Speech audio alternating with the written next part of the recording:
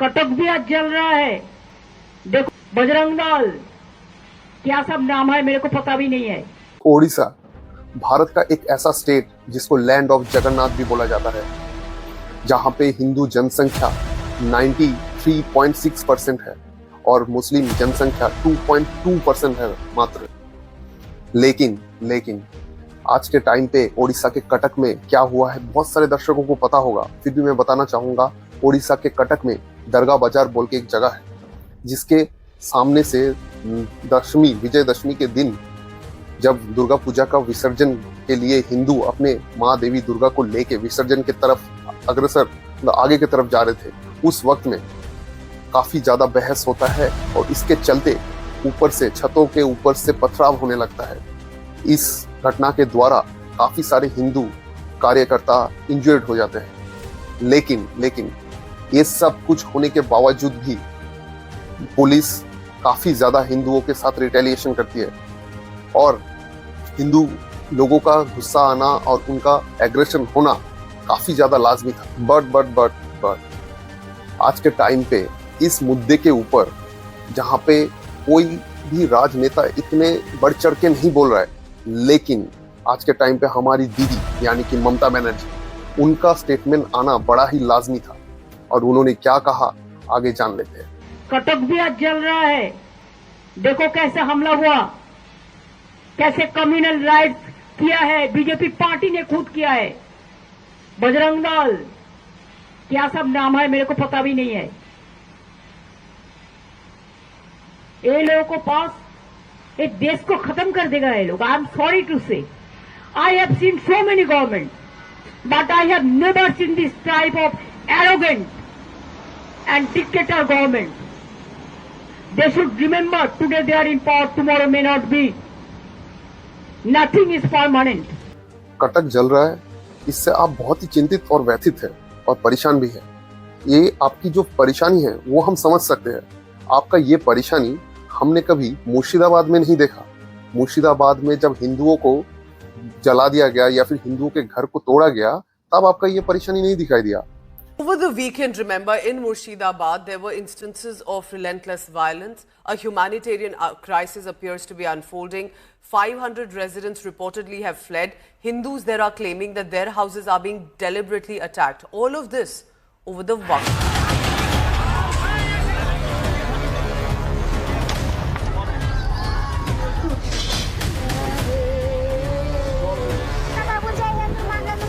Exodus to save life from Bengal riot zone.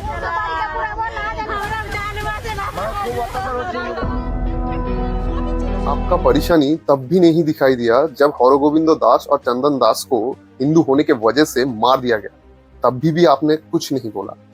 आपका परेशानी या फिर आपका जो दुख तब भी नहीं दिखाई दिया जब मुर्शिदाबाद और धुलियान से हजारों लोग बेघर हो गए, हजारों फैमिली बेघर होके दूसरे जगह पे आश्रित होना पड़ा। तब आपके नेता बोलते हैं कि वो तो बंगाल से निकल के ही बंगाल में है। At least 500 Hindus, mostly women and children, fled Murshidabad after attacks, arson, rape threats. Entire families fled Murshidabad by boat. आपका परेशानी तभी भी नहीं दिखाई दिया जब संदेश खाली में हजारों संख्या में हिंदू बहन बेटियों के साथ अत्याचार हुआ आप ही के विशेष धर्म वाले एक नेता के द्वारा। Particularly women of the region have alleged sexual assault and land grab by local Trinamool Congress leaders. At the center of these allegations was Sheikh Shah Jahan and his aides. On February 15th, a woman accused the local Trinamool Congress leader of sexual assault at a nearby party office. 2 days after the woman made a deposition before a magistrate, her house was attacked 2 days later in the middle of the night. A police post has been set up near the woman's house where 6 policemen stand guard. The survivor has alleged that she is living under fear. Hundreds of villagers have come out in the open and alleged atrocities against Sheikh Shah Jahan, who had among a network of berries, meaning shallow water ponds, built a fan club to his name. आपका परेशानी तभी भी नहीं दिखाई दिया जब मेटिया ब्रुज में हिंदू शिव मंदिर को वैंडलाइज किया गया और तुलसी मंच को तोड़ दिया गया, तभी भी आपके मुंह से एक वर्ड नहीं निकला, एक वर्डिक नहीं निकला।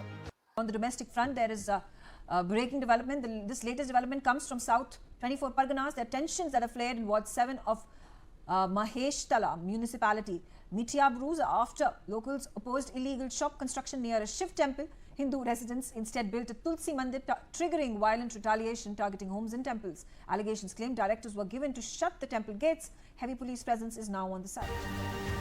मुर्शिदाबाद के घटना के बाद हमने देखा आपके स्टेज में, आपने स्टेज में जरूर गए आप स्टेज में, लेकिन स्टेज में जाके आपके पीछे बैठे हुए कितने लोग थे और कौन लोग थे वो भी हमने देखा।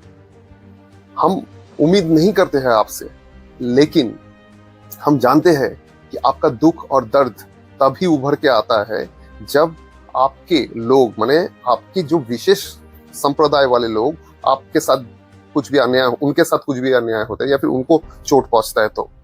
लेकिन आपको हिंदुओं का दुख दर्द समझ में नहीं आता और ना देखना चाहते हैं। Some carrying infants, others with nothing but trauma.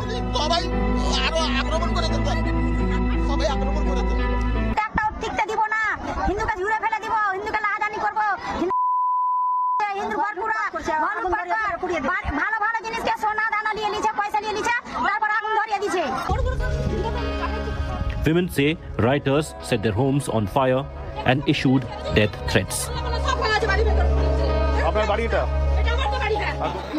हमने देखा विशेष टोपी वाले लोग आपके साथ हर वक्त, आपके सिक्योरिटी पर्सन में हो या फिर आपके आसपास में इर्द गिर्द में घूमने वाले सारे टोपी वाले लोग होते हैं, लेकिन आज तक हमने आपके स्टेज में कभी भी जिस तरीके से भीड़ हम देखते हैं टोपी वालों के आपके स्टेज में, उस तरीके से आज तक हमने कभी भी आपके स्टेज में भगवा वालों का भीड़ नहीं देखा। और आप बात करते हैं कि जो कटक में हुआ, जो जिन्होंने भी ये सब किया, प्रॉब्लम क्रिएट किया, वो सारे बजरंग दल के थे, वो भगवाधारी बजरंग दल के थे।